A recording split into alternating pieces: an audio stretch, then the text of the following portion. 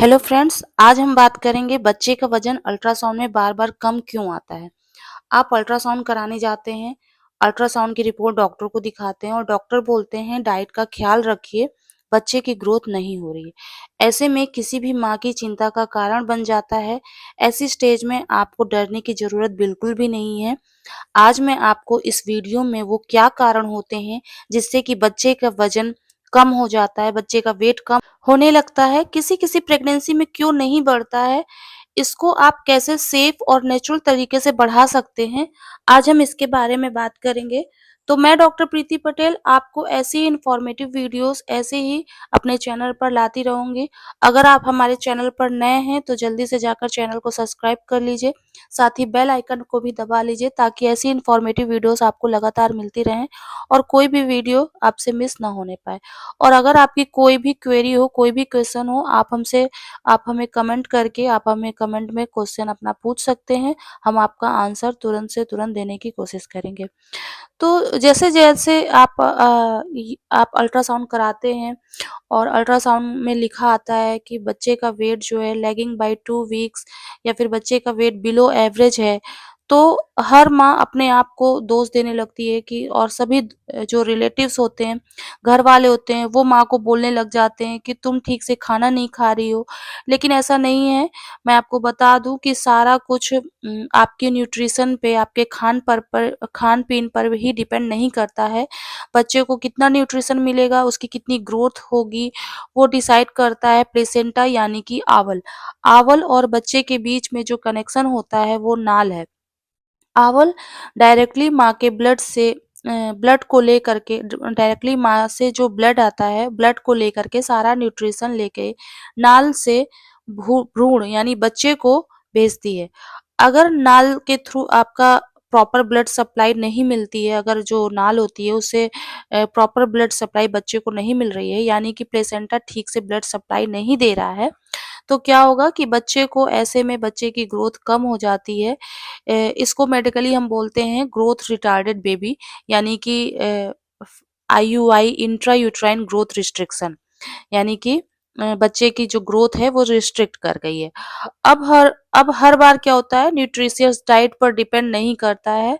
मान लीजिए कि कोई पेशेंट है यानी कि कोई मतलब प्रेग्नेंट लेडी है तो उसका बीपी हाई है, उसको खून की कमी है, किसी तरह का कोई इन्फेक्शन उसको हो रखा है या जिस वजह से बच्चे को ब्लड जो है वो कम मिल रहा है या फिर उसमें न्यूट्रिशन कम है और कभी-कभी ये होता है कि किसी-किसी प्रेग्नेंट लेडी को थायराइड हो रखा होता है, थायराइड थायराइड का डिसऑर्डर रहता है, जिसकी वजह से ब्लड सप्लाई और ब्लड ग्रोथ जो है वो ग्रोथ हार्मोन जो है वो कम बनता है जिससे ये सब प्रॉब्लम आती है।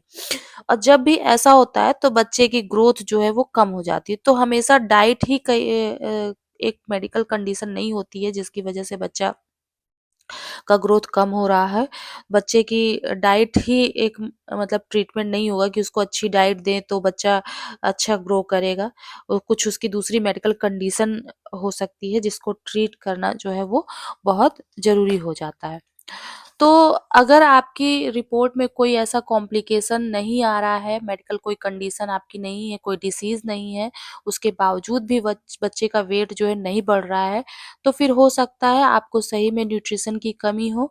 कई बार क्या होता है कि पेशेंट से पूछा जाता है कि दिन भर में वो क्या खाते हैं, तो उनका आंसर होता है कि सुबह-सुबह एक पराठा खा लिया, एक दूध दूध रोटी खा लिया, दोपहर में चावल खा लिया उसने, वापस से उसने फिर रोटी खा ली, प्याज खा लिया, उसके साथ रात रात में कुछ हल्का-फुल्का खा कर के वो सो गई और पूरे दिन उसको गैस की प्रॉब्लम बनी रहती है। कभी-कभी उसने खाने में मिर्ची ज़्यादा अ, तो ये सब करने से उनको भूख नहीं लगती, इस वजह से न्यूट्रिशन कम हो जाता है। तो सच बात तो ये है कि आप खुद के लिए नहीं कर रही हैं, आपके अंदर एक बच्चा है, उसका ध्यान देना आपको बहुत ज़रूरी है। इसलिए आप खाने-पीने पे ध्यान रखें और अपने खाने-पीने के साथ उस बच्चे का भी ख़्याल रखें जिसे आप जन्म देने वाली हैं। साथ ही साथ आपको अपने डाइट का पूरा प्रॉपर ख़्याल रखना होगा जिसमें प्रोटीन सबसे ज़्यादा होना ज़रूरी है।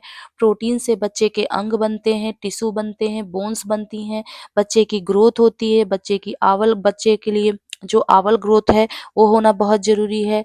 आपके ब्रेस्ट डेवलपमेंट के लिए, आपके पूरे फुल बॉडी ग्रोथ के लिए जो है प्रोटीन सबसे ज़्यादा ज़रूरी है। और साथ ही साथ न्यूट्रिशन अगर आप अच्छा नहीं रखोगे तो डेफ़िनेटली आपको भी वीकनेस होगी और बच्चा भी आपका वीक पैदा होगा। मैं हर प्रेग्नेंट लेडी को बताती हूँ कि आपकी डाइट में सिर्फ़ रोटी, चावल नहीं होना चाहिए। आपकी डाइट में दाल, छोले, राजमा, सोया, पनीर, दही यह सब कुछ इक्वल मात्रा में होना चाहिए क्योंकि प्रोटीन के साथ-साथ आपको विटामिन, मिनरल्स की भी चाहिए होते हैं। उनका एब्ज़ॉर्ब होना भी ज़रूरी है। हमारी डाइट पे ये नहीं कि कार्बोहाइड्रेट बहुत ज़्यादा हो, आप थोड़ा-सा कार्बोहाइड्रेट को कम करके बाकी सारी चीज़ों को थोड़ा-थोड़ा ज़्यादा कर लें। जैसे कि उसमें फाइबर्स ज़्यादा हों और अगर आप नॉन वेजिटेरियन हैं तो और भी अच्छा है, चिकन, फिश, मीट ये सब आपके लिए अवेलेबल है, अंडा है, ये भी आप ले सकते हैं। दूध में इतना प्रोटीन नहीं होता जितना कि इन सब चीज़ों में होता है। मैंने आपको बताया कि ये जो साथ में एब्ज़ॉर्प्शन भी सबसे ज़्यादा ज़रूरी है कि आप जो खा रहे हैं वो अच्छे से एब्ज़ॉर्ब हो रहा है कि नहीं हो रहा है। अगर नहीं होगा तो आपको ब्लोटिंग होगी, गैस बनेगी तो और आपको कब्ज़ होगा तो भी आपको न्यूट्रिशन की कमी होगी और आप जो खा रहे हैं वो सब वेस्ट हो जाएगा। तो आपका डाइजेस्टिव सिस्टम भी सही होना बहुत ज़्यादा ज़रूरी है। तभी आपकी बॉडी में और आपके बच्चे की बॉडी में ये सारा न्यूट्रिशन लगेगा। ज़्यादातर न्यूट्रिशन का ध्यान वैसे तो 7वें महीने में देना होता है। शुरू के जो 3 महीने होते हैं वो उल्टी में निकल जाते हैं। अगले जो 3 महीने होते हैं वो आपने अगर नहीं भी ध्यान दिया तो बच्चा उसे खुद भी मैनेज कर लेता है। लेकिन जब 7वाँ महीना आता है 7वाँ, 8वाँ, 9वाँ ये महीने जो है बच्चे के न्यूट्रिशन अगर आप उसको प्रॉपर नहीं देंगे तो क्या होगा बच्चे की ग्रोथ जो है वो कम हो जाएगी और अच्छा प्रोटीन, हेल्दी फैट जो कि हमेशा मैं बताती हूँ आपको थोड़ा बहुत घी जो कि हमारे कंट्री में सबसे ज़्यादा खाया जाता है, जैसे कि आप बटर खा सकते हैं और आप उससे आपका वज़न नहीं बढ़ेगा बहुत ज़्यादा, आपकी डरे बटर खाने से, घी खाने से कि कहीं आपका वज़न बहुत ज़्यादा तो नहीं बढ़ जाएगा। उसे सही मात्रा में लें, उसे डाइजेशन के अनुसार लें। यानी कि जितना कि आप डाइजेस्ट कर सकें उतना लें। वज़न बढ़ने के कारण आपको मतलब ऐसा कुछ भी नहीं होगा कि आप डरें या कि आपका कहीं वज़न ना बढ़ जाए। और वैसे वज़न बढ़ने के कारण जो है वो जेनेटिक हो सकते हैं। बहुत लोगों में क्या होता है कि बॉडी में पानी भर जाता है, ज़्यादा वाटर रिटेंशन होने से भी वज़न बढ़ जाता है। ड्राई फ्रूट्स आप ले सकते हैं जिसमें बादाम, अखरोट आप ले सकते हैं। अगर आप गर्मी में ले रहे हैं तो आप बादाम और अखरोट को भिगो कर के लें जिससे उसकी गर्मी निकल जाती है। विंटर में अगर आप ले रहे हैं तो आप इसे आराम से खा सकते हैं बिना भिगोए हुए। आप रोज़ 4-5 बादाम, 2 अखरोट आप आराम से ले सकते हैं, इसमें गर्मी नहीं आती है। अगर आप रूटीन की बात करें तो सुबह उठते ही आप कुछ बिस्किट्स खा सकते हैं, टोस्ट खा सकते हैं। बाद में आपको जब अच्छा फ़ील हो, वॉमिट जैसा ना हो और नॉज़िया जैसा ना फ़ील हो, तो आप जाके ब्रश करें। चाय अगर आप लेते हैं, अगर आपको चाय लेने की आदत है, तो आप थोड़ा चाय भी ले सकते हैं। फिर भीगे हुए जो आपने बादाम, अखरोट रखे हैं, उनको खाइए। साथ में आप थोड़ा दलिया, ओट्स ये भी खा सकते हैं, जो कि आपके लिए हेल्थ के लिए बहुत अच्छा होगा। दलिया आप खा सकते हैं, कुछ हल्का खा सकते हैं और बहुत ज़्यादा हेवी आपको मॉर्निंग में नहीं खाना है।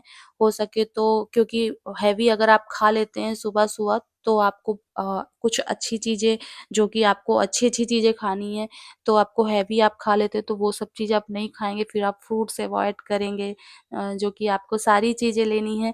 इसलिए आप तो मतलब जैसे हम आपको डाइट बता रहे हैं वैसे आप लें तो आपके लिए ज़्यादा बेहतर होगा। तो मॉर्निंग का हो गया, अब दोपहर में आप जैसे प्रॉपर डाइट आपको लेना है जिसमें दही, पनीर और साथ में दाल, कुछ सब्ज़ी और ये आप लें। पनीर इसलिए क्योंकि आपका प्रोटीन लेना बहुत ज़्यादा ज़रूरी है। दही में भी प्रोटीन मिलता है, दाल में भी प्रोटीन मिलता है, सब्जियों से आपको मिनरल्स मिल जाएँगे।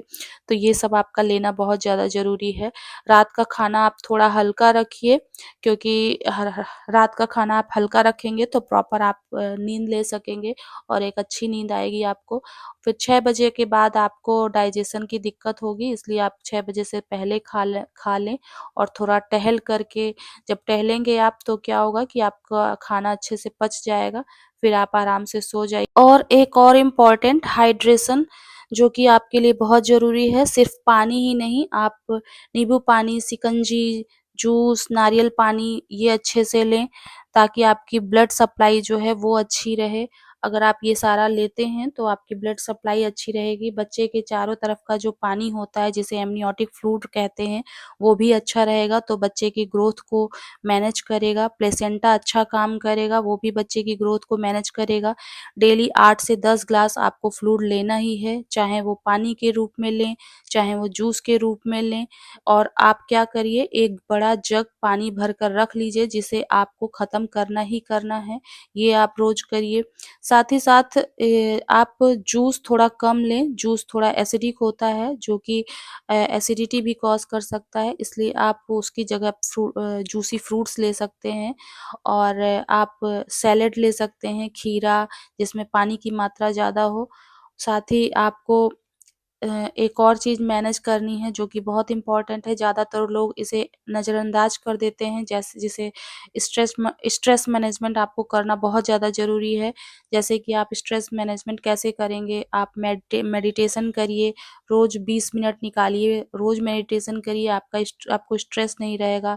आप वर्किंग लेडी हैं, तो आपको घर का स्ट्रेस, बाहर का स्ट्रेस और कई स्ट्रेस रहते हैं जिसको मैनेज करना बहुत ज़्यादा ज़रूरी है, वरना आपके बेबी ग्रोथ में प्रॉब्लम आ सकती है। स्ट्रेस सबसे बड़ा कारण होता है।